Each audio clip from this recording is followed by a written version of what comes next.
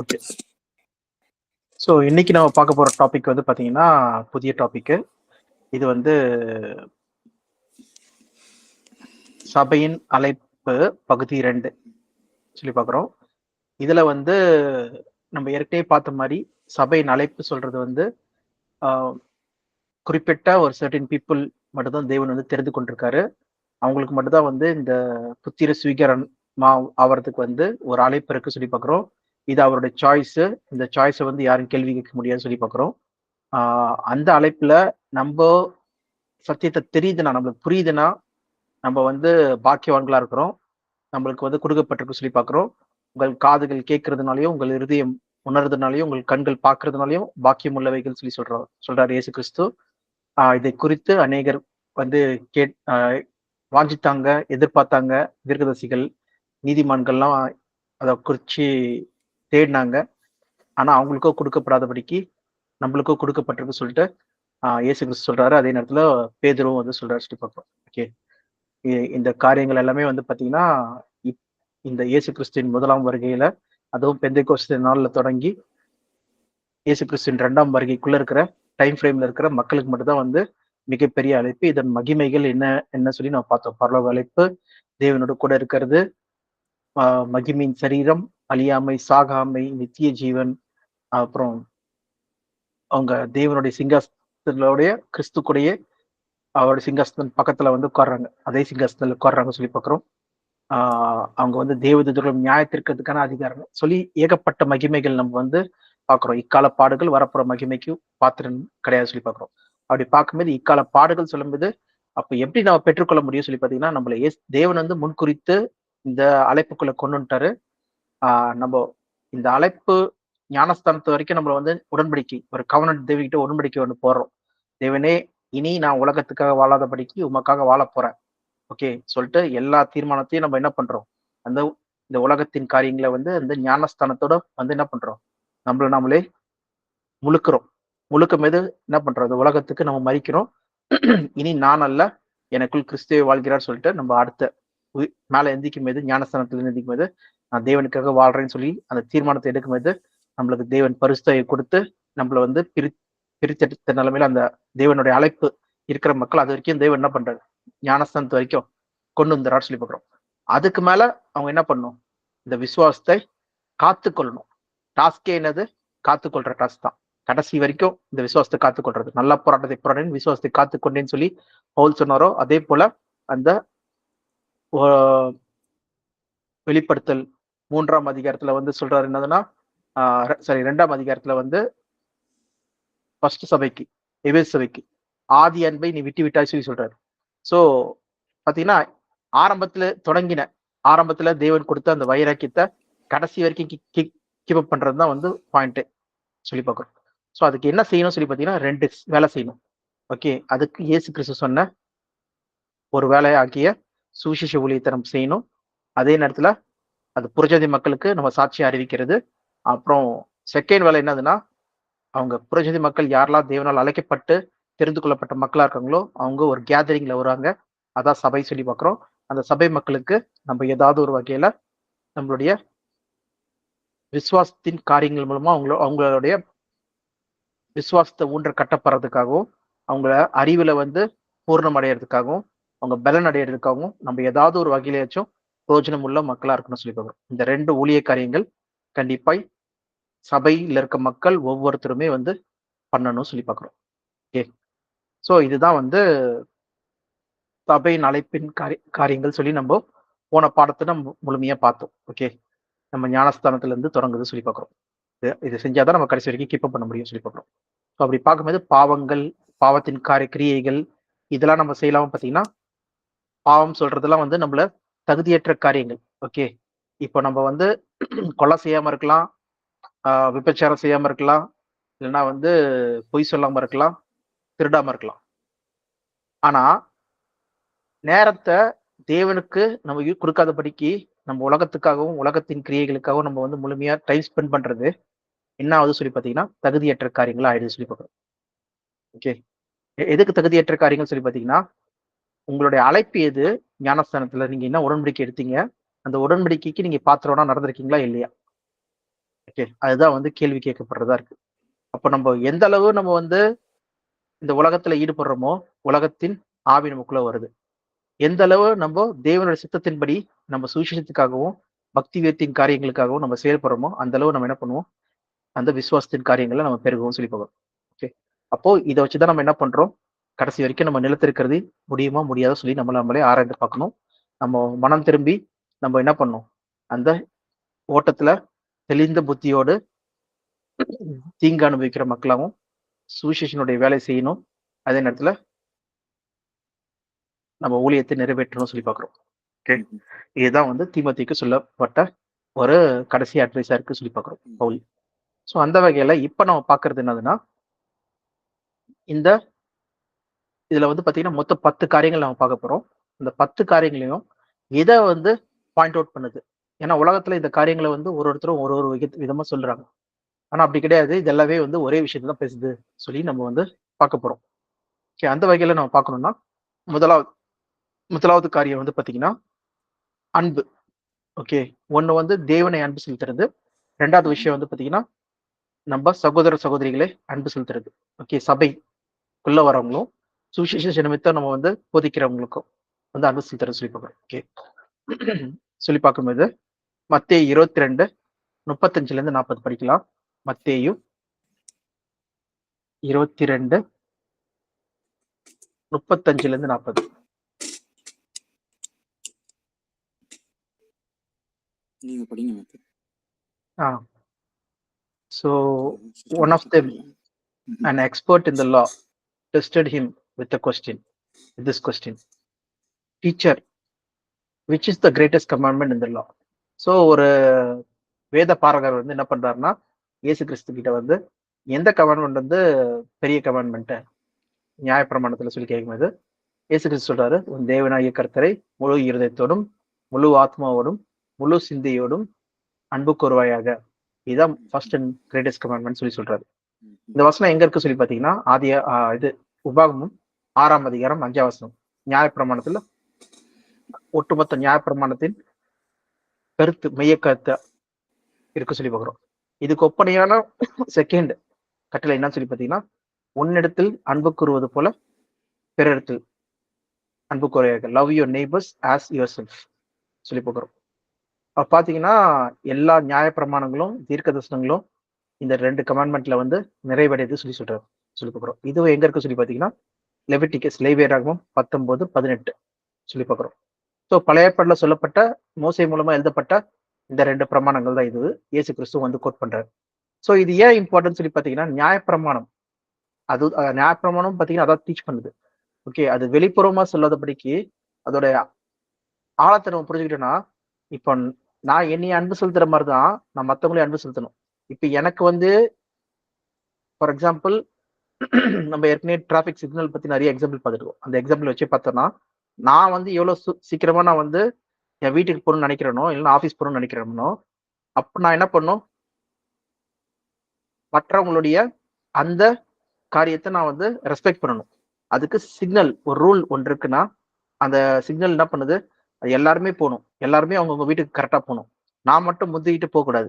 எனக்கு மட்டும் செப்பரேட்டா ஒரு வழி இருந்தா நல்லா இருக்கும் சொல்லி நினைக்கக்கூடாது. எல்லாருமே என்ன பண்ணணும், நான் மட்டும் மலைக்கு முன்னாடி நான் வந்து வீட்டுக்கு போகணும்னு சொல்லி நினைக்கக்கூடாது.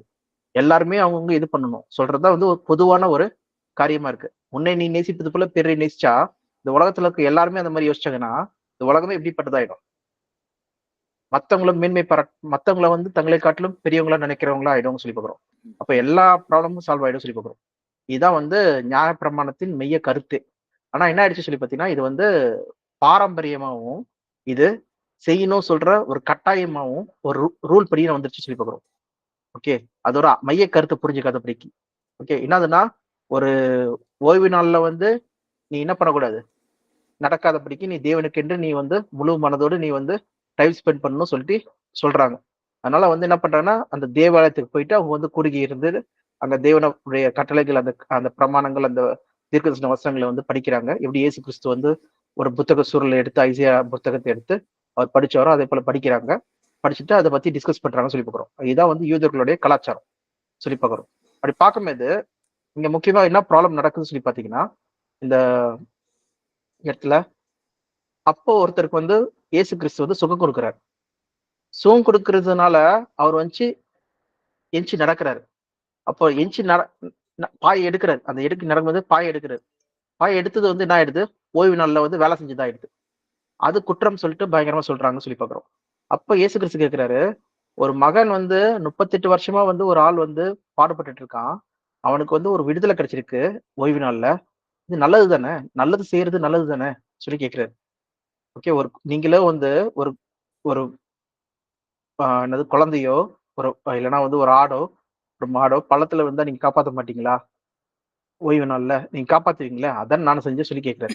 சோ அப்ப என்ன ஆச்சுன்னா, இந்த நியாயப்பிரமாணம் வந்து என்ன ஆச்சுன்னா, இந்த மக்களுக்கு வந்து ஒரு rule upon rule. It is a rule அப்படி சொல்லிட்டு ஒரு ஸ்ட்ரிக்டான ஆபீசர் ஆயிடுச்சு தவிர, இது வந்து அன்பை வந்து என்ன பண்ணல, அவங்களுக்குள்ள பிறப்பிக்கல சொல்லி பாக்குறோம். இப்ப என்னதுன்னா, கிரைஸ்ட் என்ன சொல்ல வர்றாருன்னா, love your neighbours as yourself. Love the God with all your heart. இப்ப நீ தேவனை வந்து முழு மனதோடும், முழு ஆத்மாவோடும், முழு சிந்தையோடும் நீ அன்பு கூறும்போது, நீ என்ன பண்ண மாட்ட, மற்ற காரியங்களுக்கு நீ போக மாட்ட. ஃபர்ஸ்ட் ஆஃப் ஆல் நீ வந்து தப்பு செய்யறவனா இருக்க மாட்ட. ஏன்னா கர்த்தருக்கு பயப்படுற பயம் உனக்குள்ள இருக்கும். ஓகே.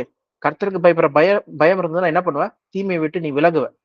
ஓகே. எல்லாமே வந்து பாத்தீங்கன்னா இன்டர் ரிலேட்டட் தான். எதுவே வந்து செப்பரேட் கிடையாது. ஓகேவா? அதனாலதான் இந்த 2 கமாண்ட்மெண்ட் வந்து பாத்தீங்கன்னா நியாயப்பிரமாணத்தின் கட்டளைகள் எல்லாத்தையுமே என்ன பண்ணுதான், இதுல வந்து அடங்கியிருக்கு. தீர்க்கதரிசன காரியங்களும் வந்து எல்லாமே அடங்கியிருக்கு சொல்றதுக்கான காரணமே இதுதான். சோ இந்த பாயிண்ட் ஆஃப் வியூ தான் நம்ம வந்து பாக்குறோம். First point. ரெண்டாவதா இது ஃபர்ஸ்ட் 2 விஷயம் நம்ம பாக்குறோம் இதுல. இதுக்கப்புறம் நம்ம பாக்குறது என்னதுன்னா, 3வது பாயிண்டா என்ன பாக்குறோம்னா, ஆவிலே நடக்கிறதுனா என்னது, வாக்கிங் இன் த ஸ்பிரிட் சொல்லி பாக்குறோம். என்னதுன்னா, ஏற்கனவே நம்ம வந்து ரோமன்ஸ் 8ஆம் அதிகாரம் நம்ம படிச்சிருப்போம். வாக்கிங் இன் த ஸ்பிரிட் என்னதுன்னா, ஆவியின்படி நடந்தால் ஆக்கினை தீர்ப்பில்லை, மாம்சத்தின்படி நடந்தால் ஆக்கினை தீர்ப்பு சொல்லி பாக்குறோம். ஆவியின்படி நடக்கிறவங்களுக்கு ஆக்கினை தீர்ப்பு இல்லை, ஆனா மாம்சத்தின்படி நடந்தால் ஆக்கினை தீர்ப்பு இருக்கு. வேணா படிங்க, 8, 9, 10 அது மாதிரி படிங்க. சரி, நானே படிக்கிறேன். You, however, are not in the realms of flesh, but are in the realms of spirit. If indeed the Spirit of God lives in you, and if anyone does not have the Spirit of Christ, they do not belong to Christ. Okay.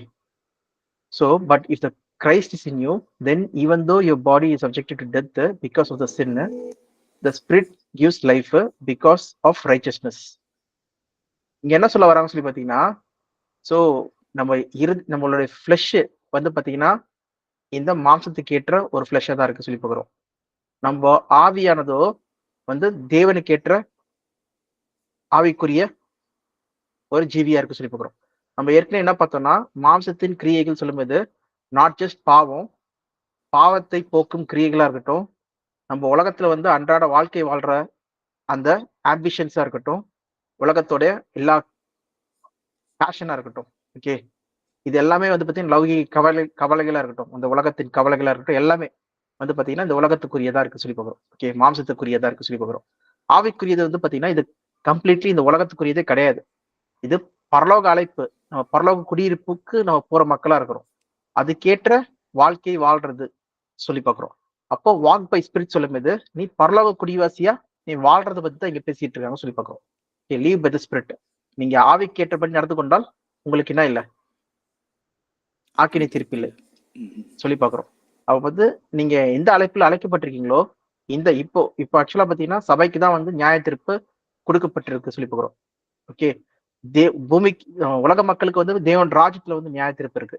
தேவன் ராஜ்யத்துல தான் அவங்க வந்து என்ன பண்ணுவாங்க, சத்தியம் போதிக்கப்பட்டு, நியாய தீர்ப்புனால என்னது, சத்தியம் போதிக்கப்பட்டு பின்பு டெஸ்ட் பண்றது. அதான் நம்ம எங்க படிக்கிறோம், ஐசையா 26ஆம் அதிகாரம் 9, 10. என்னதுன்னா, when your judgment come upon the earth, நியாய தீர்ப்பு பூமியிலே நடக்கும்போது people of the world will learn righteousness. பாருங்க, ஜட்ஜ்மெண்ட் அப்போ will learn righteousness, நீதியை கற்றுக்கொள்வார்கள் உலக மக்கள். ஓகே. அப்ப பாத்தீங்கன்னா ஜட்ஜ்மெண்ட்டே என்னதுன்னு சொல்லி பாத்தீங்கன்னா ஒரு லேர்னிங் டைம் சொல்லி பாக்குறோம். தேவன் கொடுக்குற டைம் சொல்லி பாக்குறோம். இந்த இடத்துல வந்து பாத்தீங்கன்னா 10வது வசனத்துல, and when the grace is shown to the wicked, பாத்தீங்கன்னா அநீதிமான்களுக்கும் இருக்காங்களாம், கிரேஸ் கொடுக்குறாங்களாம், இந்த லேர்னிங் டைம் கொடுக்குறாங்க சொல்லி பாக்குறோம். they will not learn righteousness even in the land of upright. Okay, நீதியுள்ள தேசத்திலும் அவங்க வந்து அநீதி செஞ்சுட்டே இருக்காங்க சொல்லி போறோம். the land of upright, okay, righteousness உள்ள ஒரு தேசத்திலையும் இந்த தேவனுடைய ராஜ்யத்திலையும் என்ன பண்றாங்களா, தீமை செஞ்சுட்டே இருக்காங்களா. இதை பத்தி தான் வந்து பேதுரு எங்க சொல்றாரு, 2 பேதுரு 3ஆம் அதிகாரம் 13ஆம் வசனத்துல சொல்றாரு, நீதியுள்ள தேசம் வர்றதுக்காக நம்ம என்ன பண்றோம், காத்து கொண்டு இருக்கிறோம் சொல்லிட்டு. என்னதுன்னா புதிய வானம் புதிய பூமின்னு அதான் நீதியுள்ள தேசம் சொல்லி போறோம். By keeping in but in keeping with his promise we are looking forward for a new heaven and new earth where righteousness dwells. நீதி வாசமா இருக்கும் உலகம் சொல்றது எது, இந்த புதிய வானம் புதிய பூமி, அதான் தேவனுடைய ராஜ்யம் சொல்லி பாக்குறோம். அப்போ அங்க வந்து உலக மக்களுக்கு உயிர்த்தெழுதல் இருக்கும்போது அவங்க என்ன பண்ணுவாங்க, நீதியை கற்றுக்கொள்வாங்க. அதுதான் அங்க நியாய தீர்ப்பு. நியாய தீர்ப்புனா டைரக்டா அவங்களை வந்து என்னது பனிஷ் பண்றது கிடையாது.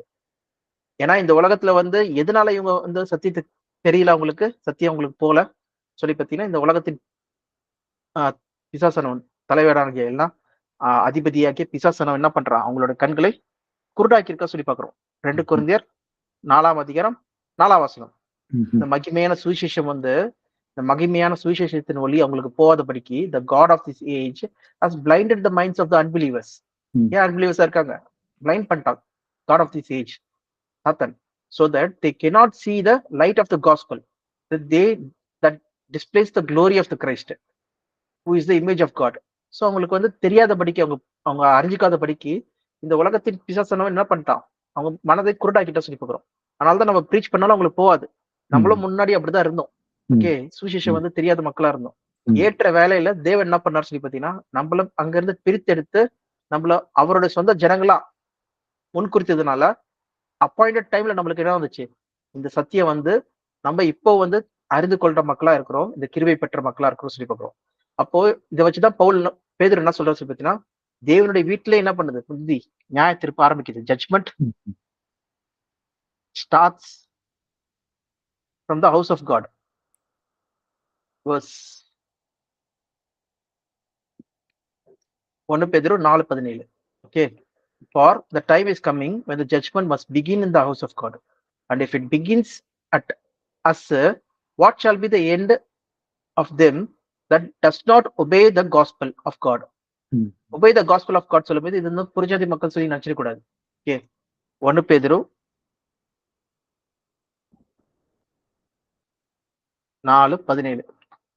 இது என்ன யாரை பத்தி பேசிட்டு இருக்காங்கன்னா, சபையிலேயே அவங்க ஒபே பதில் இங்க சொல்ல வர கான்டெக்ட் என்னதுன்னா, who does not obey the gospel of God சொல்லும்போது who disobey. disobeyனா என்ன அர்த்தம், கேட்டுட்டோம் தெரிந்து கொள்ளப்பட்ட மக்கள் சத்தியத்தை கேட்டுட்டோம் அதான் மறுதளிக்கிறவங்களா இருக்காங்க சொல்லி பாக்குறோம். அவங்களுக்கு என்னவா இருக்கும் சொல்லி கேட்கிறாரு, சத்தியத்தை தெரிஞ்சுட்டு பின்வாங்கி போற மக்கள். அதனாலதான் ஜட்ஜ்மெண்ட் வந்து என்ன இருக்கு, சபைக்கு ஆரம்பிக்குது. யாரெல்லாம் வந்து ஒரு தடவை பிரகாசிக்கப்பட்டு பரமைவை ருசி பார்த்து பின்பு பின்னிட்டு போறவங்க, சத்தியத்தை தெரிஞ்சுட்டு போயிருக்கு. அதான் எபிரேயர் 6ஆம் அதிகாரத்துல என்ன போட்டிருக்குன்னு சொல்லி பார்த்தோம்னா, it is impossible for those who has once been enlightened புரிஞ்சிச்சு, எல்லாமே அண்டர்ஸ்டாண்டிங் கிடைச்சிச்சு, who have tasted the heavenly gift, அந்த heavenly gift பத்தினா அண்டர்ஸ்டாண்டிங் எல்லாமே தெரிஞ்சிச்சு, who have shared the Holy Spirit, பரிசுத்தாவி கொடுக்கப்பட்டுருச்சு, அவங்க ஞானஸ்நானம் பெற்றுட்டு உள்ள வந்துட்டாங்க, who have tasted the goodness of the word of God and the power of the coming age, எல்லாத்தை பத்தி clean ஐடியா தெரிஞ்சிச்சு, and have fallen away to be brought back to repentance சொல்றது வந்து to their loss we are crucifying the Son of God all over again and subjecting him to public disgrace, land that drinks in the rain often falling on it and that produce crops useful to those whom it is formed, receiving the blessing. Okay, but the land produces thorns and thistles, is worthless and is danger of being cursed. In the end it will be burnt. So அப்ப என்ன சொல்றாங்க சொல்லி பாத்தீங்கன்னா, ஒரு land எப்படி வந்து மழை பெஞ்ச மீது அந்த விவசாயிக்கு வந்து பிரயோஜனமா இருந்ததுன்னா அது வந்து ஆசீர்வாதப்பட்ட ஒரு லேண்டா இருக்கும் சொல்லி பாக்குறோம். ஆனா அதுவோ வந்து என்னது, அவன் அந்த விவசாயிக்கு வந்து முள்ளும் குறுக்கும் பிறப்பிக்கதான் இருந்ததுன்னா அப்ப என்ன பண்ணுவாரு, அதை வந்து கர்ஸ்ட் லேண்ட் சொல்லி பாக்குறோம். அதை வந்து என்ன பண்ணுவாங்க, எரிச்சிருவாங்க சொல்லி பாக்குறோம். சோ அதுதான் வந்து இவங்களுடைய நிலைமையா இருக்கு சொல்லி பாக்குறோம். என்ன பண்றாங்க, வாய்ப்பை பெற்றும் மறுதளிக்கிறவங்க என்ன எரிக்கிறதுனா என்னது, அதுதான் டிஸ்ட்ராய்டு, கம்ப்ளீட்லி டிஸ்ட்ராய்டு. இதான் செகண்ட் சொல்லி பாக்குறோம். அதுக்கப்புறம் அந்த வாய்ப்பு கிடையாது சொல்லி பாக்குறோம். சோ இதுதான் வந்து தேவனுடைய வீட்டுல நியாய தீர்ப்பு தொடங்குற காலமா இருக்கு சொல்லி பார்க்கிறோம். அதனாலதான் என்னதுன்னா வாக் இந்த ஸ்பிரிட் சொல்லும்போது நம்ம வந்து ஆவிக்குரிய வாழ்க்கையில நடக்கிற மக்களா இருக்கணும். மாம்சத்தின்படி நம்ம மாம்சம் நம்மளை மேற்கொண்டுச்சுன்னா ஒன்ஸ் ஞானசனத்துக்கு பிறகு அவங்க வந்து திரும்பி வர்றது வந்து கூடாத காரியமா இருக்கு சொல்லி பார்க்கிறோம். ஓகே, சரி. அடுத்தபடியா நம்ம 4வது பாயிண்ட் நம்ம பாக்குறது வந்து பாத்தீங்கன்னா இது சர்விங் தி காஸ்பல். இந்த 3வது பாயிண்ட்டுக்கு வந்து இந்த வசனம் வேணா படிச்சிடலாம். இன்னொன்னு வசனம் ரோமர் 8ஆம் அதிகாரம் 34-35 படிக்கிறா? நான் படிக்கிறேன். ஓகே. இந்த சொன்னீங்க ரோமர்ல 8:34-35.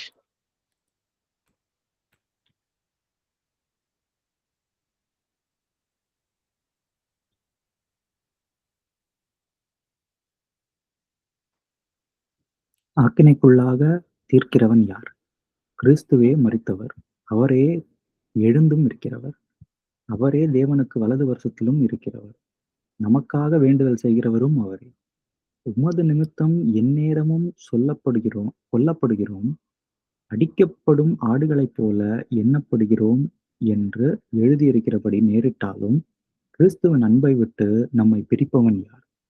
உபத்திரவமோ, வியாகுலமோ, துன்பமோ, பசியோ, நிர்வாணமோ, நாசமோசமோ, பட்டயமோ? Okay okay. சோ இது வந்து பவுலுடைய அந்த பாடுகள் பத்தி சொல்றாரு. Okay, who then is the one who condemns? No one. கிறிஸ்துக்குள்ள இருக்கவங்களை வந்து யாருமே கண்டம் பண்ண முடியாது. ஓகே, அவரே வந்து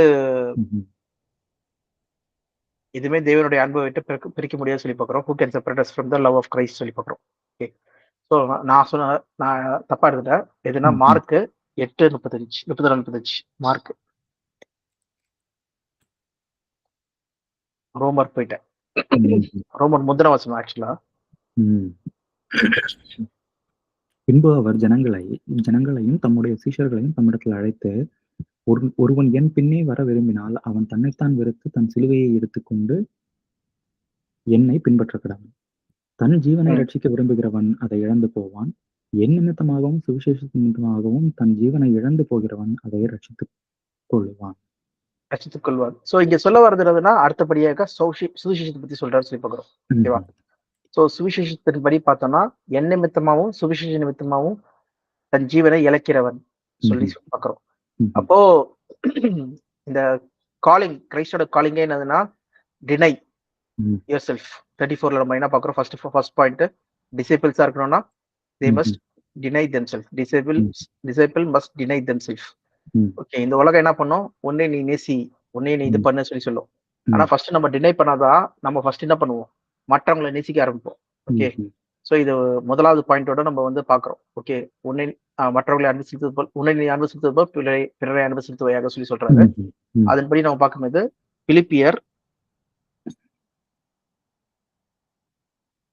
பிலிப்பியன்ஸ் 2ஆம் அதிகாரம், இது வந்து 1, 2, 3, 4.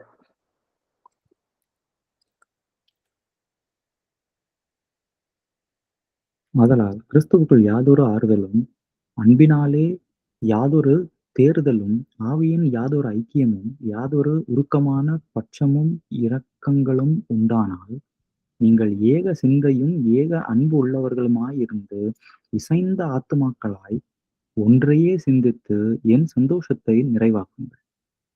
இப்ப இது வரைக்கும் என்ன சொல்றாரு பவுல்? என்ன சொல்ல வர்றாரு? எல்லாரும் ஒன்னா அன்பா இருக்கணும். எல்லாரும் ஒன்னா அன்பா, எல்லாரும் முரண்பாடு இல்லாதபடிக்கு ஒருத்தருக்கு ஒருத்தர் மன்னித்து, ஒருத்தருக்கு ஒருத்தர் அன்பு செலுத்தி, ஏக சிந்தையே ஒரே மனதை உள்ளவங்களா இருங்க சொல்லி சொல்றாரு. இது யாரால இருக்க முடியும் சொல்லி பாத்தீங்கன்னா only those who are in Christ. கரெக்டா? சபையா இருக்கிறவங்க மட்டும் தான் இருக்க முடியும். இந்த உலகத்துல வந்து பாத்தீங்கன்னா ஃபார் எக்ஸாம்பிள் கம்பெனில வந்து எல்லாருமே ஒன்னா இருக்க முடியும். ஏன் சொல்லி பாத்தீங்கன்னா அவங்க எல்லாருமே அந்த ஓனர்ஸோட கோலுக்கு வந்து ஏத்த மாதிரி அவங்க நடக்கிறதுனால அவங்க அந்த இதுக்கு வந்து ஃபுல் ஃபிளெஜ்ல ஒர்க் ஆகுங்க. ஆனா அதுலயும் பாத்தீங்கன்னா பாலிடிக்ஸ் வரும், எல்லா காரியங்களும் உள்ள இருக்கும் சொல்லி பாக்குறோம். ஓகேவா? ஆனா இங்க சபையா இருக்கும் போதும் என்னதுன்னா நம்மளோட சிந்தை எல்லாமே ஒண்ணுதான், ஒரே கோல் தான். ஓகே, இங்க பாலிடிக்ஸ்ல இல்லாதபடிக்கு நீங்க என்ன பண்ணுங்க, ஒருத்தருக்கு ஒருத்தர் அன்பு செலுத்து, விட்டு கொடுத்து, நீங்க மனத்தாழ்மை உள்ளவங்களா நீங்க வந்து உங்களிலும் மேன்மையா உணர்த்தவங்க என்னங்க சொல்லி சொல்றாங்க. ஓகேவா? அடுத்த வசனம் படிங்க 3, 4. ஒன்றையும் வாதினாலாவது வீண் பெருமையினாலாவது செய்யாமல் மனத்தாழ்மையினாலே ஒருவரை ஒருவர் தங்களிலும் மேன்மையானவர்களாக எண்ண கடவீர்கள். வீண் பெருமைக்காகவோ செல்ஃபிஷ் ஆம்பிஷனுக்காகவோ செய்யாதீங்க. அப்ப பாத்தீங்கன்னா செல்ஃபிஷ் ஆம்பிஷன் சொல்றது வந்து பாத்தீங்கன்னா ஏகப்பட்ட இடத்துல வரும். ஓகே, நம்ம சுயநலத்துக்காக நம்ம எதுவும் பண்ணக்கூடாது சொல்லிட்டு, ஓகே, சுயநல நோக்கமே நமக்குள்ள இருக்கக்கூடாது சொல்லிட்டு சொல்றாங்க. அதே போல வெயின், ஓகே, வீண் பெருமைக்காக, ஓகே, கான்செப்ட் வீண் பெருமைக்காகவும் வந்து பண்ணாதபடிக்கு ஒருத்தர் தன்னிலும் மேன்மை உள்ளவங்களா எண்ணுங்கள். Not looking on to the own interest but each of you to interest of the others. தன்னுடைய ஓன் லாபத்துக்காக சுயநலத்துக்காக நம்ம எதுவும் பண்ணாதபடிக்கு மற்றவங்களோட புரோஜனத்துக்காக.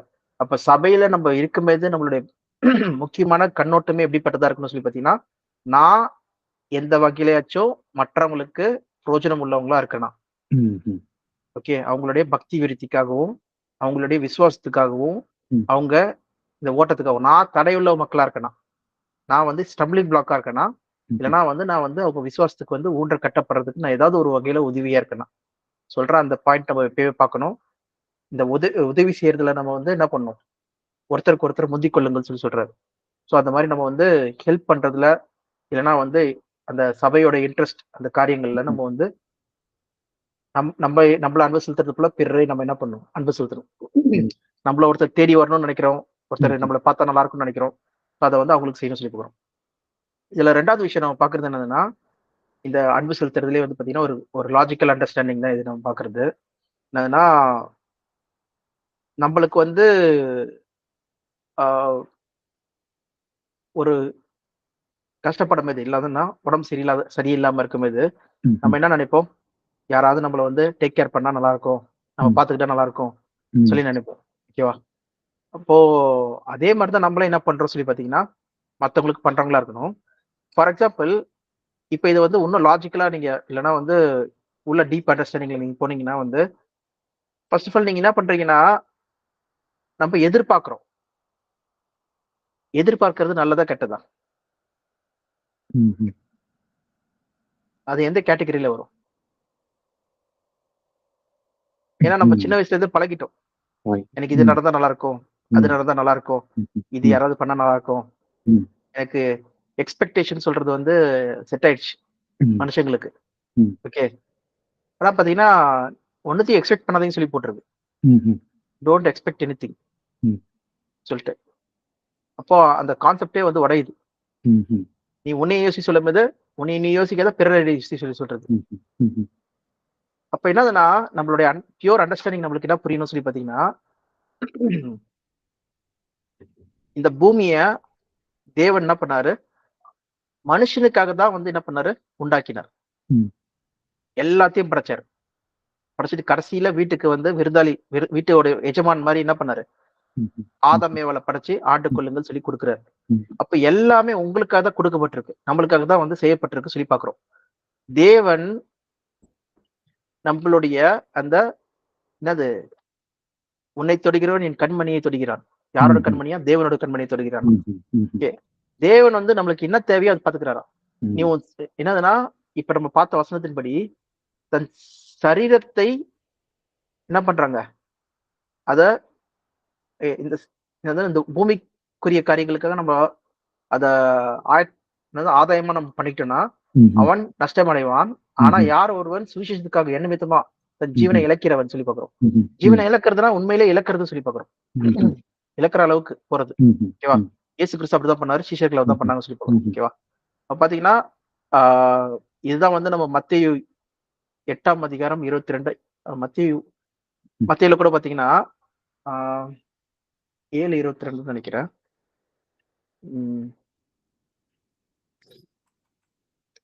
சோல் அண்ட் பாடி இன் ஹெல்னு சொல்லி வரும். மத்தேயு 10:28 இதுக்கு ஒத்த வசனம். பாத்தீங்கன்னா, do not be afraid of those who can kill the body. Okay, சரீரத்தை கொல்ல வல்லவருக்கு பயப்படாதீங்க, but cannot kill the soul. நம்மள அழிக்காதபடிக்கு நம்ம திரும்பி உயிர்த்தெழுவோம். ஓகே, வெறும் இந்த பூமிக்குரிய சரீரத்தை மட்டும் தான் உங்களால சாவடிக்க முடியும். சோ அதை பார்த்து நீங்க என்ன பண்ணாதீங்க, do not be afraid. அஃப்ரைட்னால என்னது, பயப்படாத சொல்லி சொல்றாரு. அப்ப பாத்தீங்கன்னா தேவனுடைய சித்தம் இல்லாம எதுவுமே நடக்க முடியாது சொல்லி இது மூலமா நம்மளுக்கு என்ன புரியுது, கன்ஃபார்ம் ஆகுது, அண்டர்ஸ்டாண்டிங் இருக்கு. ஓகேவா? அப்போ தேவன் என்ன பண்ணுவார், நம்ம வாழ்க்கையை பார்த்துக்கொள்வாரு. ஸோ நான் வந்து அதுக்காக வந்து பிரயாசப்பட்டு யோசிச்சு அதுக்காக தீர்மானப்பட்டு பண்றதா இருந்தேன்னா அது முழுக்க முழுக்க யார் மேல நம்பிக்கை இருக்கு? அது என்னுடைய நம்பிக்கை, என் மேல இருக்கிற நம்பிக்கை.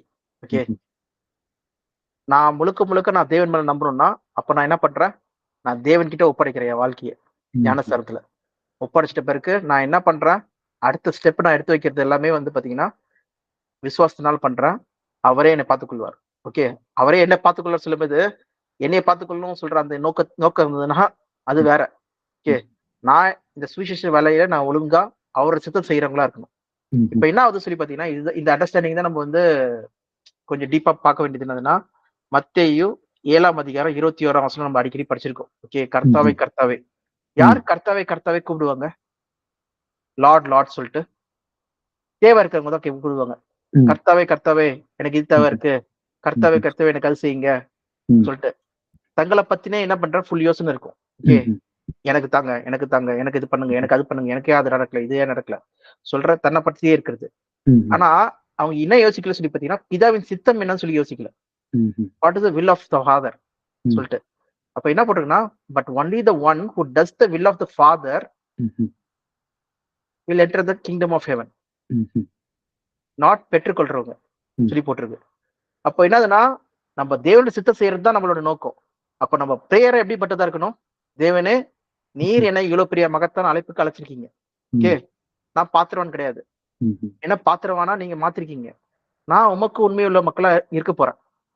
ஓகே, நான் அதுக்கு எந்தெந்த வகையில நான் வந்து உமக்கு உண்மையா இருக்க முடியுமோ தேவனே எனக்கு உதவி செய்யுங்க, நான் விலகாதபடிக்கு என்னை காத்துக்கொள்ளுங்க சொல்லி அந்த பிரேயர் தான் நம்மளுக்கு இருக்கணும். நம்ம பிரேயர் முக்காவாசி நம்ம என்ன பண்ணணும்னா இந்த உலகத்துக்காக ப்ரே பண்ணாதபடிக்கு, உலகத்தின் தேவைகளுக்காக நம்ம ப்ரே பண்ணாதபடிக்கு தேவன் இதை பார்த்துக்கொள்வார். அற்ப விசுவாசிகளே, இன்னைக்கு மறுத்து இன்னைக்கு காலையில பூக்குது, இல்ல ஈவினிங்ல என்ன ஆயிடுது, வாடிடுது பூ. அதுக்கு தேவன் வந்து இவ்விதமாய் சாலமன் கூட உடித்தது கிடையாது, இந்த ட்ரெஸ் மாதிரி போட்டது கிடையாது. பாத்தீங்கன்னா அவ்வளவு பெரிய பணக்காரனே தேவன் இதுக்கே வந்து அவ்வளவு பண்ணாருன்னா நீங்க வந்து ஃபர்ஸ்ட் ஆஃப் ஆல் மனிதர்கள் மேன்மையான கிரீச்சர்ஸ். ஓகே, உங்களுக்காக தான் பூமியை உருவாக்கப்பட்டது. அது மட்டும் இல்லாதபடிக்கு நான் உங்களை தெரிந்து கொண்ட பூமியில இருந்து மலக மக்கள்ல இருந்து தெரிந்து கொண்டிருக்கேன் சபையா. நீங்க வந்து இதுக்கெல்லாம் நீங்க யோசிச்சுட்டு இருக்கீங்க, தேவன் பார்த்துக்கொள்வார். நீங்க முதலாவது தேவன் ராஜ்யத்தை நீதியும் தேடுங்கள் தான் சொல்றாரு கிறிஸ்து. ஓகே, அந்த வசனம் வேணா பார்க்கலாம். இதே மத்தேயு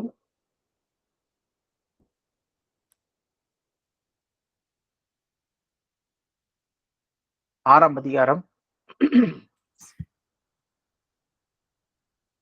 25ஆம் வசனத்திலிருந்து therefore I tell you do not worry about your life. உங்க வாழ்க்கையை பத்தி நீங்க என்ன பண்ணாதீங்க, ஒரியே பண்ணாதீங்க.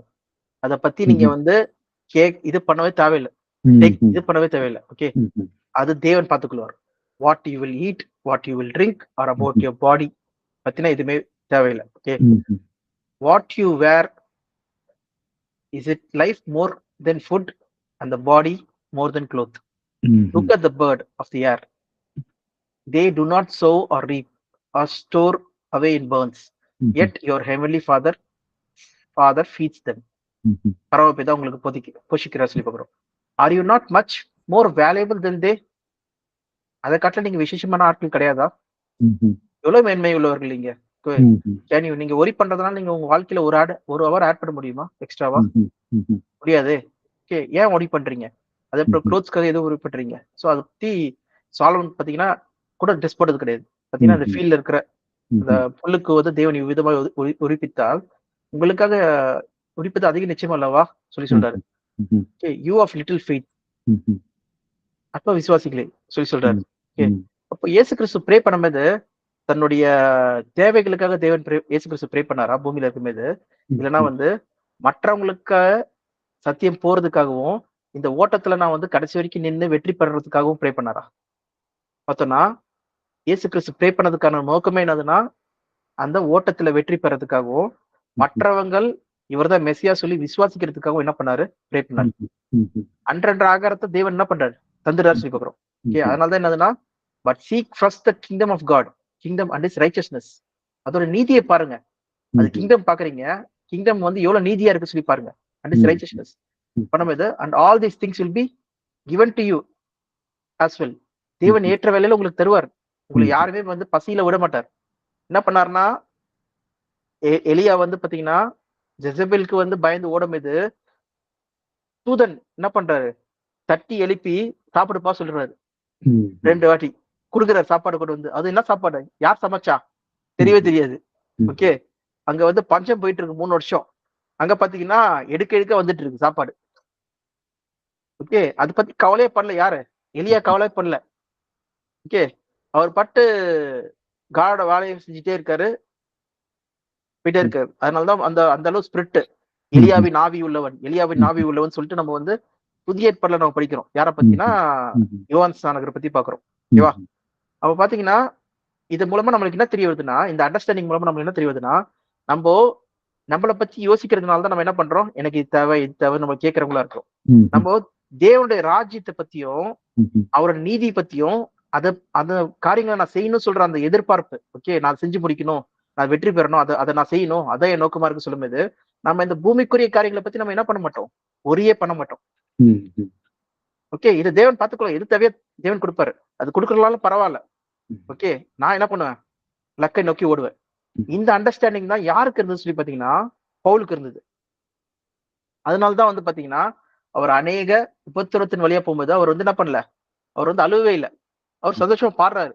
Okay, Silas and Paul in prison. எங்கன்னா ஆக்ட்ஸ் 16ல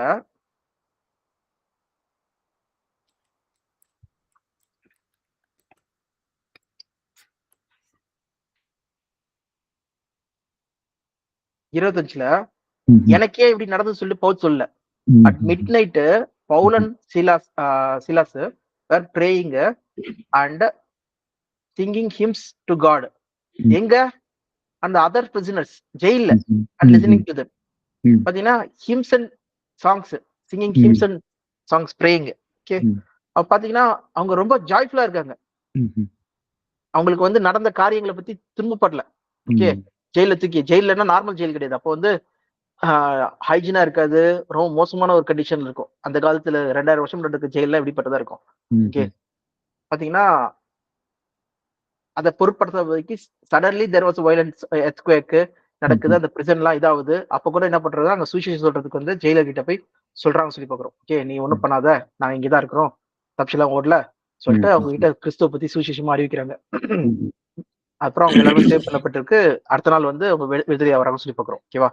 அதே போல வந்து பாத்தீங்கன்னா பவுலுடைய இன்னொன்னு விஷயத்துல வந்து பாத்தீங்கன்னா I was in hunger and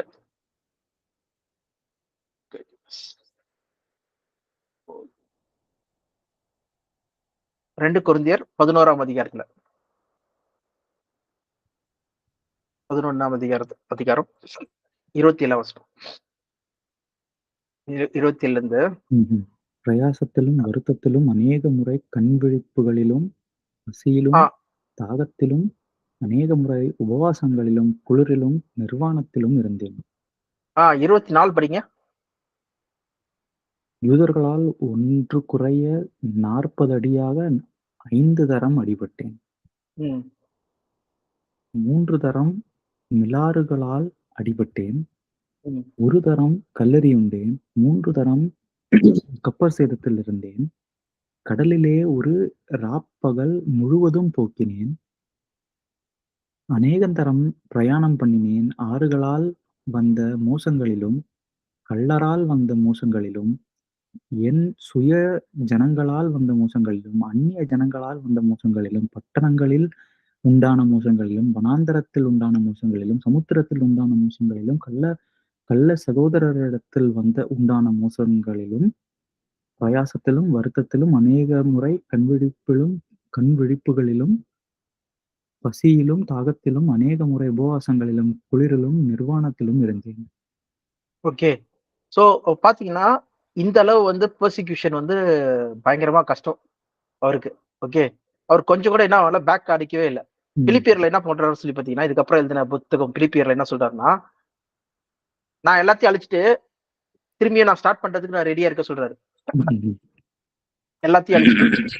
okay. அங்க எங்கன்னா பிலிப்பியர் 3ஆம் அதிகாரம்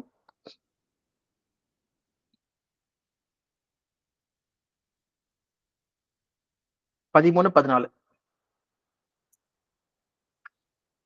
சகோதரரே, அதை பிடித்துக் கொண்டேன் என்று நான் எண்ணுகிறதில்லை. ஒன்று செய்கிறேன், பின்னானவைகளை மறந்து முன்னானவைகளை நாடி கிறிஸ்து இயேசுவுக்குள் தேவன் அழைத்த பரம அழைப்பின் பந்தய பொருளுக்காக இலக்கை நோக்கி தொடர்கிறேன். அப்போ அவருடைய கோல், நோக்கம் எல்லாம் பாத்தீங்கன்னா இந்த பந்தய பொருளை வந்து அடையிறது தான். Okay. No matter what. Okay. அப்ப அந்த அளவு ஃபோக்கஸ் வந்து இருக்கிறது தான் நம்மளுடைய பாயிண்ட் ஆஃப் வியூ இருக்குன்னு சொல்லி பாக்குறோம். ஓகேவா? அவர் இந்த உலகத்துல நடக்கிற ஈவன் வந்து பாத்தீங்கன்னா பிரசங்கம் பண்றதுக்காக ஒரு ஊர்ல இருந்து இன்னொரு போகும்போது என்ன நடக்குதுன்னா, மிருகம் வந்து என்ன பண்ணுது, நடுவுல வந்து பூந்து அடிக்குது. ஓகே. 1 கொரிந்தியர்ல 15ஆம் அதிகாரம் பாம்பு கொத்துது. ஓகே. கப்பல் சேதம் வருது. 1 கொரிந்தியர் 15ல வந்து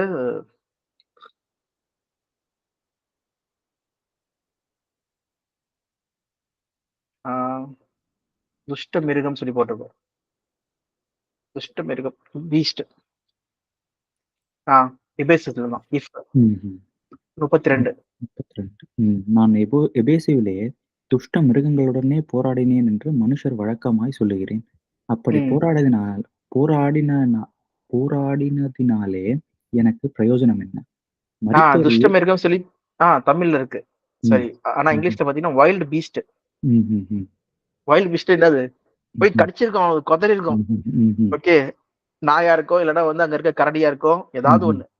ஓகே. பயங்கரமா அடிச்சு சூழ்ச்சி போற ஆளு. என்னடா இது தேவனே, உங்க அனிமல் தானே இது? தானியலுக்கு வந்து வாயை மூடி வச்சுங்க, இது ஏன் வந்து வாய் திறந்து என்னை கடிக்குது? இந்த பாம்பு ஏன் என்னை கொத்துது சொல்லி அவர் வந்து அதை பத்தி கவலையே பண்ணல. என்ன பண்றாருன்னா, உங்களை வேலை செஞ்ச மாதிரி எனக்கு ஏன் இப்படி நடக்குது அப்படி அது கூட கேட்கல, எதுவும் பண்ணல. ஃபுல் ஃபோக்கஸ் என்னதுன்னா பந்தய பொருள் அடையிறது. ஓகே. அப்ப பாத்தீங்கன்னா இதுதான் நம்மளோட மைண்ட் செட்டா இருக்கணும். நம்ம மைண்ட் செட் வந்து நம்மளை பத்தி யோசிக்கிறதா இருந்ததுன்னா, நம்மளுடைய தாட்ஸ் பத்தி யோசிக்கிறதுனா நம்ம என்ன பண்ணுவோம்னா லகுவான மக்களாயிடுவோம். லகுவான மக்கள்லாம் என்னது? நம்ம இருதயம் வந்து ஒரு பரிதாபப்படுற மனதாயிடும். யாரை பத்தி பரிதாபப்படும்? நம்மளை பத்தியே பரிதாபப்படும். ஐயோ, நான் எவ்வளவு பாடுபடுறேன், எவ்வளவு கஷ்டப்படுறேன், எவ்வளவு நல்லவனா இருக்கிறேன் சொல்ற சுயநீதி வந்து ஆட்டோமேட்டிக்கா உள்ள ஆரம்பிக்கும். நான் மற்றவங்களை காட்டுல மேன்மையானவன் சொல்லி நினைக்க ஆரம்பிக்கும். கோல் என்னதோ அதை செய், பலனை எதிர்பார்க்காது. ஓகே. உன் லக்கு ஏதோ அது செய். செஞ்சு முடிச்சிட்ட பிறகு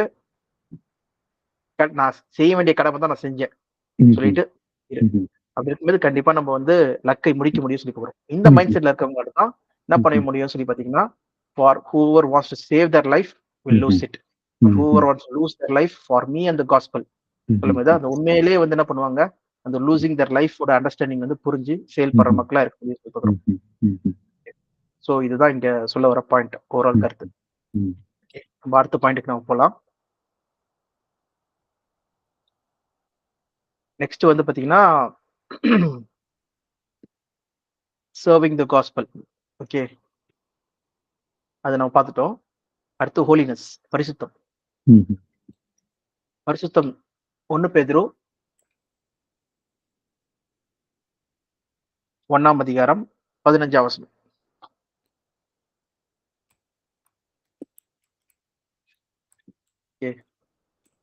நான் பரிசுத்தரா இருக்கிறது போல நீங்களும் பரிசுத்தரா இருங்கள்.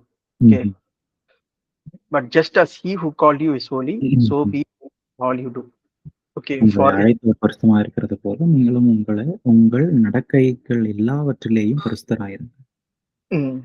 ஃபர்ஸ்ட் ஆஃப் ஆல் பரிசுத்தம்னா என்னன்னு நினைக்கிறோம், என்ன புரிச்சுக்கிறோம்? அண்டர்ஸ்டாண்டிங் பாத்தீங்கன்னா பாவம் செய்யாதவங்களா இருக்காங்க அப்படின்னு நினைச்சுக்கிறோம். அப்படி பொதுவான அபிப்பிராயமா இருக்கு சொல்லி பாக்குறோம். ஓகே. பாவம் செய்யக்கூடாது ஓகே சொல்றதுதான். அதுதான் வந்து பாவத்திலே சிக்கிக்கொள்ற மக்களா ஆயிடுறோம். என்டாங்கிள்ட் இன் தி சின்ஸ் சொல்லி பாக்குறோம். செய்யக்கூடாது சொல்லி செஞ்சுட்டே இருப்போம். செய்யக்கூடாது சொல்லி அதே சர்க்கிளே போயிட்டு இருப்போம். ஓகே.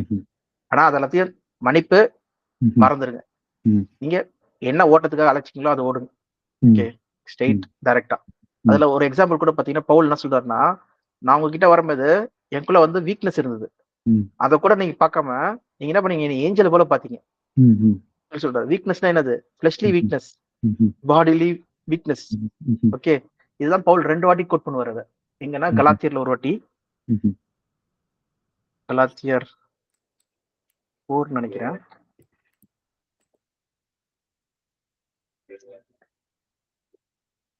கலாத்தியர் 4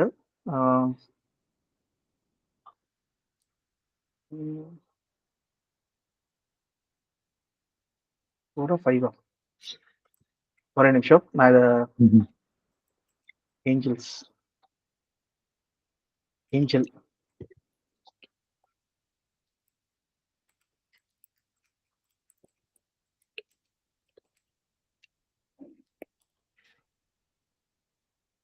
you accepted me as who I am, as an angel. கலாத்தியர் 4 தான், 4:14. அதுல அதுக்கு முன்னாடி கான்டெக்ட்ல சொல்லுவார் பாருங்க. ஓகே, ஏஞ்சல் தான் போட்டிருக்கு. 12ல இருந்து படிக்கலாம். சகோதரரே, என்னைப் போல் ஆகுங்கள் என்று உங்களை வேண்டிக் கொள்கிறேன். நான் உங்களைப் போலும் ஆனேனே. எனக்கு நீங்கள் அநியாயம் ஒன்றும் செய்யவில்லை. உங்களுக்கு தெரிந்திருக்கிறபடி நான் சரீர பலவீனத்தோடு முதலாந்தரம் உங்களுக்கு சுவிசேஷத்தை பிரசங்கித்தேன். அப்படி இருந்தும் என் சரீரத்தில் உண்டாயிருக்கிற சோதனையை நீங்கள் அசட்டை பண்ணாமலும் ஆரோசியாமலும் தேவ தூதனைப் போலவும் கிறிஸ்து இயேசுவைப் போலவும் என்னை ஏற்றுக்கொண்டீர்கள். அப்பொழுது நீங்கள் கொண்டிருந்த ஆனந்த பாக்கியம் எங்கே? இப்போ இது வந்து மேபி இது இல்னஸா கூட இருக்கலாம். ஓகே, அவருடைய சிக்னஸா இருக்கலாம். அது குறிச்சு அவங்க வந்து இதா இருக்கலாம். ஓகேவா? இல்லனா வந்து இது ட்ரையலா இருக்கலாம். ஃபார் எக்ஸாம்பிள் இது வந்து ட்ரையல் கூட சொல்றாரு. ஓகே, பலவீனம் சொல்லும்போது இங்க இங்கிலீஷ்ல பாத்தீங்கன்னா இல்னஸ் போட்டிருக்கு. இது உண்மையிலே 2 விஷயமா இருக்கலாம். ஒண்ணு வந்து மாம்ச வகையில வந்து அவர் ரொம்ப நோய் விட்டுவரா இருந்திருக்கலாம். ஓகே, ஏதாவது வந்து என்னது எப்படி லோத்து எப்படி யோபுக்கு வந்து பாத்தீங்கன்னா ஒரு கட்டி ஃபுல்லா உடம்பு ஃபுல்லா இருக்குதோ அந்த மாதிரி அது வந்து ரொம்ப அருவப்பா இருக்கிறதா இருந்திருக்கலாம். அது நிமித்தம் நீங்க என்னை வந்து என்ன பண்ணல, அரோசிக்கல. You did not contempt or scorn. ஸ்கார்ன்னா அர்த்தம் என்னது?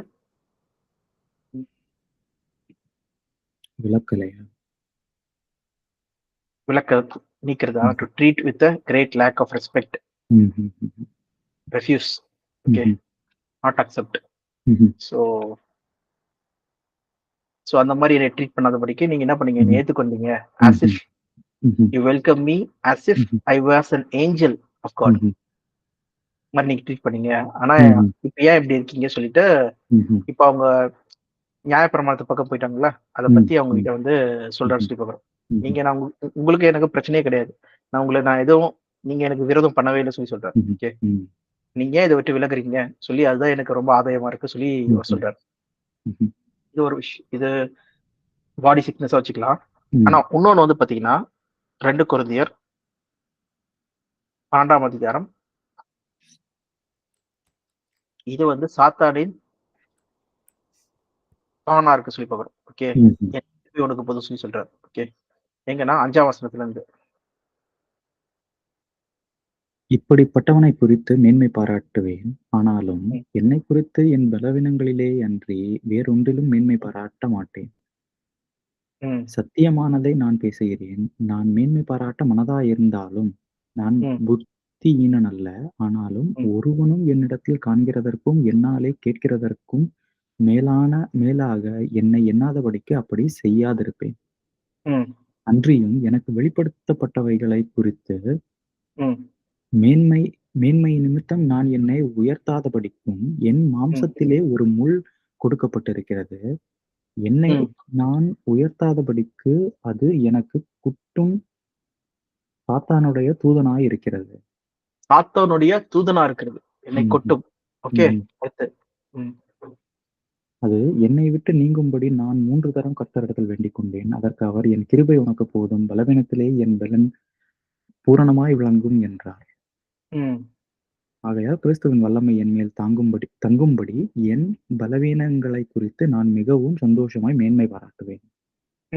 ஓகே. இப்ப இதுக்கான புரிதல் என்னது? ம்ஹும். இதோட அண்டர்ஸ்டாண்டிங் என்னது? ஃபார் எக்ஸாம்பிள் கிருபை எதுக்கு கொடுக்கப்படும்? கிருபை ம்ஹும். எந்த பாயிண்ட்டுக்கு வந்து யூஸ் பண்றாங்க பைபிள்ல சொல்லி பார்த்தோம்னா, ரோமர் 5ஆம் அதிகாரம் கடைசி வசனம்.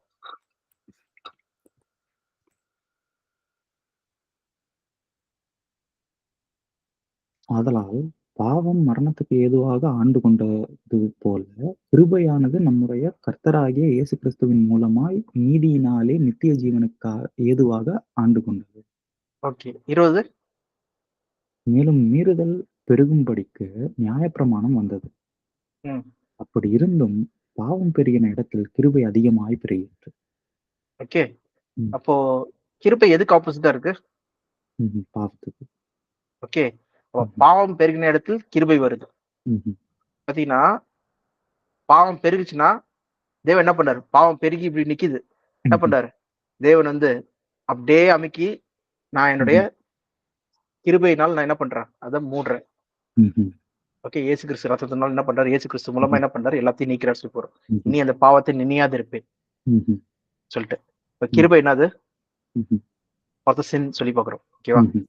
அந்த கான்ட்ராஸ்ட். அந்த வகையில பாத்தீங்கன்னா, my grace is sufficient for you சொல்லுங்க. உன் பாவத்துக்கு நீ இதா இருக்கிற. ஓகே. மேன்மை பாராட்டத்தபடிக்கு ஒரு முள் கொடுக்கப்பட்டிருக்கு. Okay. and my grace is sufficient for you, for my power is made perfect in the weakness. Okay. நான் என்னுடைய கிருபை வந்து உனக்கு வந்து வீக்னஸ்ல வந்து பரிபூர்ணமா இருக்கும், நீ கவலைப்படாத. ஓகே. என் கிருபை உனக்கு போதும் சொல்லி சொல்றாரு. இங்க என்ன சொல்றாருன்னா பவுல் வந்து அடுத்தபடியா, therefore I will boost all the more gladly about my weakness. ஏன் சொல்றாரு? அவர் பாவத்தை குறிச்சு அவர் மேன்மை பாராட்டுறாரா? இல்ல. அப்ப எதுக்கு சொல்றாரு?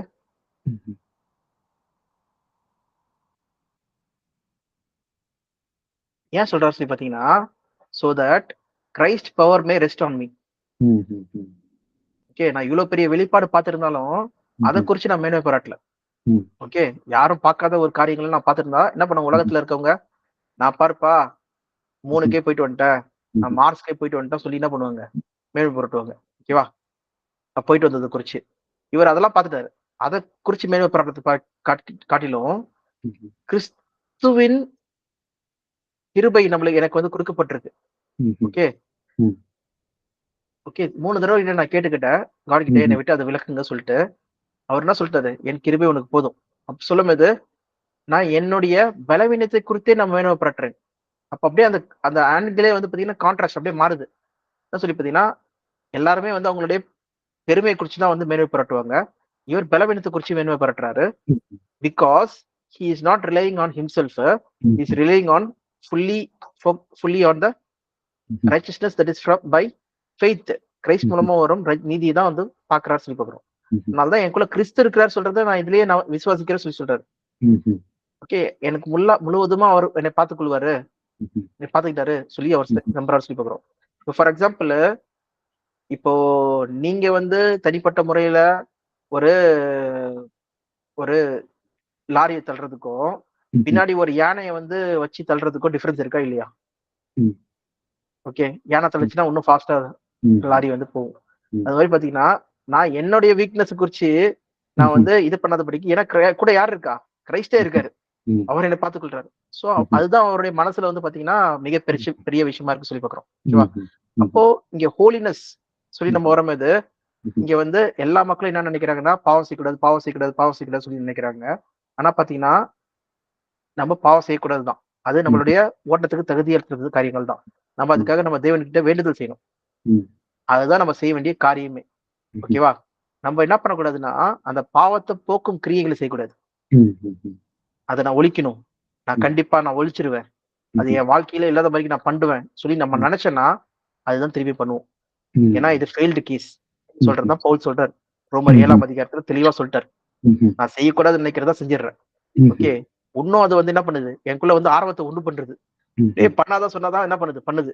அதனாலதான் ஒரு எக்ஸாம்பிள் கூட சொல்லுவாங்க. என்னதுன்னா, சின்ன பசங்க வந்து அவங்க அம்மா அப்பா வந்து சொல்லுவாங்க, ரோட்ல வந்து நீங்க ஓரமா போங்கப்பா, ஏதாவது பஸ் லாரி வந்துரும், அதனால நீங்க அப்படி பண்ணாதீங்க அப்படி சொல்லும்போது நான் போய் தான் பார்க்கலாமே சொல்லி ட்ரை பண்ணுவாங்க. ஓகே. அதுக்காக பேரண்ட்ஸ் என்ன சொல்ல ஆரம்பிப்பாங்கன்னா, நீ ரோட்ல போனாலே நீ நடு ரோட்ல இருந்து போணும், பஸ் வரும் உன் மேல ஏத்தும், அந்த மாதிரி தான் நீ போகணும் சொல்லி அனுப்பும்போது என்ன பண்றாங்க பசங்க, ஐயோ நான் போக மாட்டேன், நான் ஓரமா தான் போவேன் சொல்லி போவாங்க. அப்போ நம்ம எண்ணங்களே என்ன இருக்குன்னா, செய்யக்கூடாதுதான் செய்வோம், செய்ய செய்ய அதுக்கு ஆப்போசிட்டா தான் நம்ம பிஹேவியர் இருக்கு சின்ன குழந்தைங்கள்ல இருந்து. ஓகே. பார்க்கும்போது அந்த கீழ்ப்படிதல் அந்த இது எதுவுமே இல்ல சொல்லி பாக்குறோம். அப்ப என்ன ஆகுதுன்னா, நம்ம பாவத்தை ஒடுக்கணும்னு நினைச்சாலும் நம்ம உள்ள இருக்கிற இன்னர் பீயிங் என்ன பண்ணும்னா, பாவத்தை செய்யணும் தான் என்ன பண்ணும், செயல்படுத்தும் சொல்லி பாக்குறோம். இதான் வந்து நம்ம முழுமையா நம்மளே அண்டர்ஸ்டாண்ட் பண்றதுக்கான காரியம். ஓகே. சோ இது ஃபெயில்டு கேஸ். அப்ப நம்ம என்ன பண்றோம்னா, முழுக்க நான் யார் மேல விசுவாசம் வைக்கிறேன்? கிரைஸ்ட். முடிஞ்சிச்சு. ஓகே. விசுவாசம் வச்சுட்டு ப்ரே பண்ணிட்டு, தேவனே என்ன மன்னிச்சிடுங்க, நான் இது செய்யக்கூடாதுன்னு நினைக்கிறேன், மனப்பூர்வமா நான் மனம் திரும்புறேன் தேவனே சொல்லிட்டு முழு இருதயத்தோட நம்ம வந்து மனம் திரும்பிட்டு நம்ம செய்ய வேண்டிய வேலை என்னது அது செய்யணும்.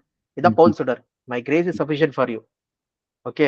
உன் பலவீனத்துல என் பலன் பூர்ணமா இருக்கும், நீ செய்ய வேண்டிய வேலை செய்ய சொல்லிட்டு பவுல் என்ன பண்றாரு, செஞ்சுட்டே இருக்காரு சொல்லி பாக்குறோம். ஓகே. சோ இதுதான் வந்து பாத்தீங்கன்னா நம்மளுடைய எண்ணமெல்லாம் இருக்கணும்.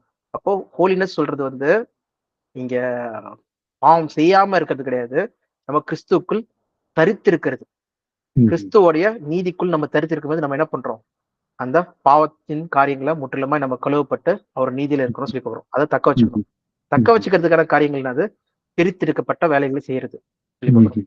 இப்போ அந்த பரிசுத்தம் சொல்லும் போதே என்னதுன்னா, ஒரு பொருள் பரிசுத்தம் சொல்லி சொன்னாங்கன்னா என்ன பண்ணுவாங்க, அத மற்ற அசுத்தமான காரியங்கள் வந்து என்ன பண்ணுவாங்க, தள்ளி வைப்பாங்க சொல்லி பாக்குறோம். ஓகே. இது ரொம்ப பியூர்பா, பியூர் கோல்டு சொல்லி பிரிச்சுதான் வைப்பாங்க எல்லாருமே. ஓகே. இல்லைன்னா வந்து சாப்பாடை வந்து ரொம்ப சுத்தமா செஞ்சிருக்காங்க, இது வந்து படைக்கப்பட்டது சொல்லி சொன்னாங்கன்னா, ஹிந்து சொல்லுவாங்கன்னா அது பிரிச்சுதான் வைப்பாங்க. ஓகே. அது சேர்க்க மாட்டாங்க மத்ததோட. சோ அந்த மாதிரி நம்மளுடைய வாழ்க்கையை வந்து பாத்தீங்கன்னா பரிசுத்தமான வாழ்க்கைனா, அப்போ நம்ம பிரித்தெடுக்கப்பட்ட வாழ்க்கை. ஓகே. உலகத்துல இருந்தே நம்ம வந்து வேறுபட்ட மக்கள் சொல்றது, நம்ம உலகத்தரே கிடையாது. சோ அந்த எந்த அழைப்புக்காக அழைக்கப்பட்டிருக்கோமோ அந்த அழைப்புக்கான பர்பஸ் செய்யற மக்களா தான் இருக்கிறோம் சொல்லி பாக்குறோம். இதுதான் வந்து இந்த பரிசுத்துக்கான முக்கியமான கான்டெக்ஸ்டே சொல்லி பாக்குறோம். ஓகே. சோ இதை நம்ம பாக்குறோம். இதுதான் பேதுருல வந்து எப்படி தேவன் இருக்கிறோம் அதை போல நம்மள இருக்கணும். ஓகே. சோ 5 காரியங்கள் நம்ம பாக்குறோம்.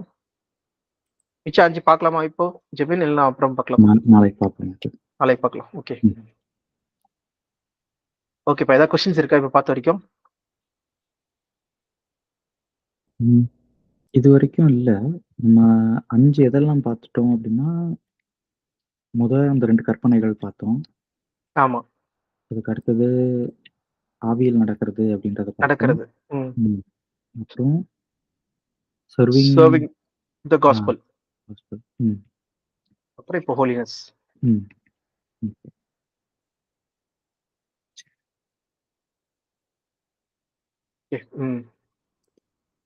சரி, நாம நாளைக்கு. சரிப்பா. ஓகே. மகா கிருபையும் அன்பும் இரக்கம் நிறைந்த எங்கள் பரம தந்தையே, இந்த வேளையிலும் கூட சகோதரர் நாங்கள் ஒன்று கூடி உங்களுடைய வார்த்தைகளை தியானிக்கும்படி கர்த்தர் எங்களுக்கு கொடுத்த இந்த நேரத்திற்காக உங்களுக்கு நன்றி செலுத்துகிறோம். அப்பாவே, இந்த வேளையிலே நாங்கள் கற்றுக்கொண்ட இந்த பாடங்கள் சபையின் அழைப்பு என்ற பகுதியிலே நாங்கள் இன்னும் ஆழமாக உம்முடைய கற்பனைகளையும் நாங்கள் என்ன செய்ய வேண்டும் என்ற திட்டங்களையும் நாங்கள் கற்றுக்கொண்டு வருகிறோம். இந்த பாடங்கள் எங்கள் உள்ளங்களிலே ஆழமாக பதியவும், நாங்கள் கற்றுக்கொண்ட இந்த பாடங்களை எங்கள் வாழ்க்கையிலே நாங்கள் கடைபிடித்து கிறிஸ்துவுக்கு சாட்சியாகவும் தேவனின் நாமத்திற்கு என்றென்றும் மகிமை சேர்க்கிறவர்களாகவும் நாங்கள் வாழும்படியாகவும் கர்த்தர் தாமே எங்களை வழிநடத்த வேண்டும் என்றும், எங்களுக்காக நீர் உண்டாக்கி இருக்கின்ற இந்த புத்திர சுவிகாரம் என்னும் மகத்தான இந்த பந்தய பொருளை நோக்கி நாங்கள் ஓடுகிறவர்களாக, இந்த ஓட்டத்திலே எங்கள் விசுவாசத்தை நாங்கள் காத்துக்கொள்கிறவர்களாக கர்த்தர் தாமே எங்களை வழிநடத்த வேண்டும் என்றும் என் மீட்பர் இயேசு கிறிஸ்துவின் நாமத்தில் ஜெபிக்கிறோம். அன்பும் இரக்கம் நிறைந்த எங்கள் பரம தந்தை. ஆமென், ஆமென். ஓகே ஜெபின். சரி மத்திய, நம்ம நாளைக்கு பார்ப்போம். நம்ம நாளைக்கு பார்க்கலாம். பாய்.